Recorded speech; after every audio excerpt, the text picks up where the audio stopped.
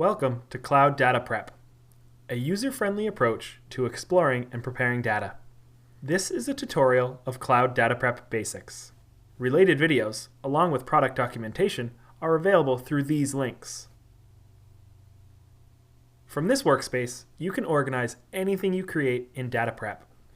For this tutorial, we've created an example based on donations for the 2016 USA presidential campaign. We'll walk you through an end-to-end journey where you transform the data and generate a result. Flows are used to group relevant data and assemble them through transformation logic to generate a result. Inside this example, we've included public data from the FEC with example transformations to produce a simple analysis on campaign contributions. Now, we'll open the flow Getting Started 101. Within a flow, you can visualize how all of your data is prepared and linked together. This view shows how campaign contribution data is combined with the candidate master list to generate a single result, total contribution by presidential candidate. All flows start on the left with one or more data sets. These two are imported data sets, which reference raw data from files stored on cloud storage. Data sets can also be imported from BigQuery tables. Now we'll transform the data using a recipe. A recipe contains a sequence of steps to structure, clean, transform, and combine your data or data sets into a new data set.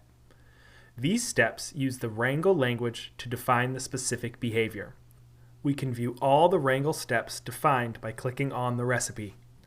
In the panel on the right, you can preview all of the recipe's Wrangle steps, each representing a transformation. In this case, the two datasets are joined together and then aggregated. The new columns are then renamed. To explore and interact with this data and modify the recipe steps, click Edit Recipe. The transformer provides visual information about the data and generates suggested transformations with each user interaction. The transformer grid shows you the current state of the data in rows and columns.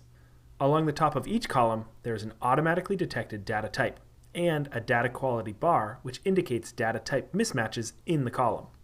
The top right of each column is a menu for common tasks based on column data type. An easy way to start transforming your data is from these column menu options, which include Clean, Aggregate, and Restructure. For this tutorial, let's start with a simple transformation on the column Candidate Name by fixing its format. Under Format, let's choose To Proper Case. In the grid, you can preview how the selected transformation will change your data, in yellow, and compare it to the source, in blue, before adding the corresponding Wrangle step to your recipe. On the right, you can view the Wrangle step details that apply a set transformation on the column. By clicking on Add, this step will be added to the recipe. You added a new step to the end of the recipe, which set the column Candidate Name to Proper Case. The grid displays the latest version of the data with all steps applied. At any time, you can undo or redo these steps. Your recipe steps are automatically saved after each addition or removal. You can add more transformations by clicking on the plus symbol here, which launches the Transform Builder.